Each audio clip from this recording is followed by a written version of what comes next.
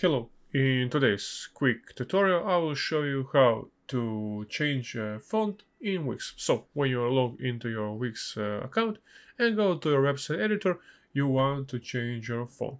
So you will just go here to site design, and on site design you can change your color and text theme. When you click site theme, you can change your themes here, or you can scroll them and see what it wants. See the colors, and you can click the text. When you click the text, you will have your fonts here, like heading, heading 2, heading 3, and everything that you want, and can change the text theme. And if you want to change something, just one thing on your website, you can just click on it, like on this text, and you can click edit the text and edit it how you wanted it. So guys, this is how you can change a font in Wix.